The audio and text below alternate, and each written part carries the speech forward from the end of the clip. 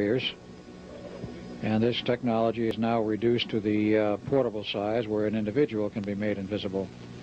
So it's gone through many generations of revamping and shrinking of the size of the equipment, which says two things. One, solid-state technology has become of age, and you are now able to do in a very small package things that it once took a huge pile of equipment to do.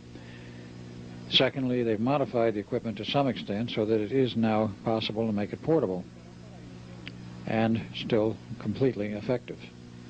What the principles now are that they're using, I don't know. I don't know if it bears a resemblance to the original procedures or not, but they do have it working. In fact, there's even a famous photo available of President Bush and his Secret Service man out fishing at Kennepunk Park, Maine, in the surf. And in between the two of them, there is a fishing pole standing there fishing with nobody hanging onto it, quite invisible hands holding it up. This is rather a famous picture, and it is there. It has been publicized in a couple of newspapers, and merely goes to show that the government has rather good control over this sort of thing. There are other stories, not apocryphal, but real. Yeah, this is the famous picture. Right. Famous picture, and we see the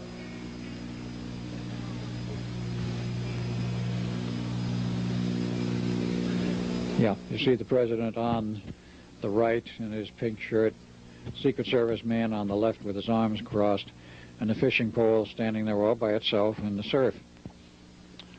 And it's very strange. If you look closely, you'll see down in the water there are splash marks around invisible feet. Right between the two, yes, right there.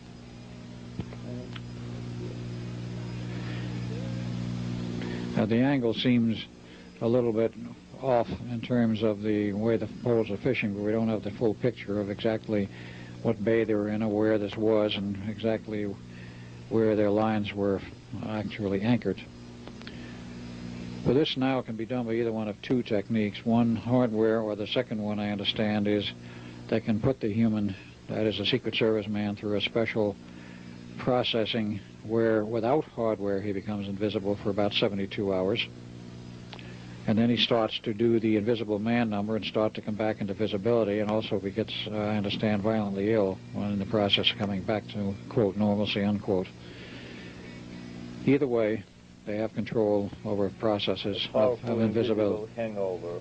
You might have a very powerful invisible hangover, and the hangover is not invisible to the person who has to withstand it.